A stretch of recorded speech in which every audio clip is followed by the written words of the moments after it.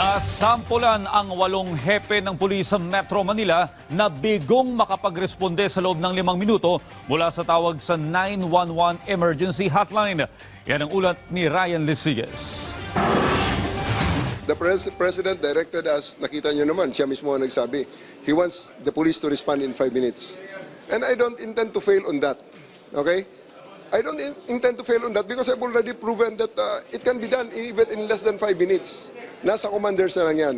Hindi pa man umaabot ng 1 buwan matapos umupo sa pwesto ni PNP Chief Police General Nicolas Torre III, nagsimula na ang sibakan sa hani ng mga opisyal ng PNP.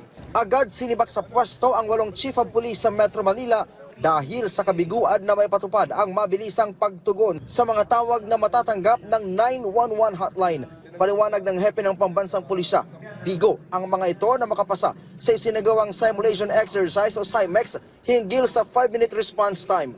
Test yun. Kasi kung sa test nga hindi mo magawa, di lalo na sa aktual.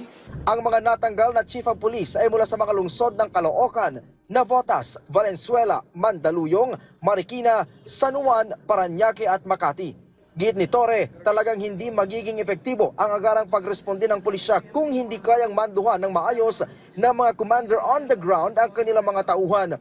Bukod naman sa mga COP mula Metro Manila, nanganganib ding masibak ang mga provincial director mula sa Negros Island Region, Region 6 at 7 dahil sa kaparehong rason.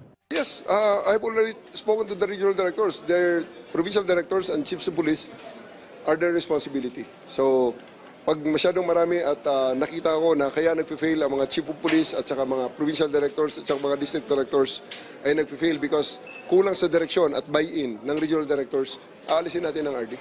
Pero dahil nationwide ang 911 emergency hotline, hindi lang daw sa Metro Manila mangyayari ang sibakan sa mga hepe na hindi papasa sa pamantayan. Weekly ang SIMEX. Because I cannot wait for them, okay?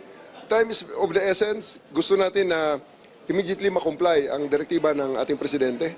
Sa ngayon ay plano munang subukan sa loob ng ilang buwan ang 5 minutong police response time sa buong bansa bago ito ibaba pa sa pinaka-target na 3-minute response time.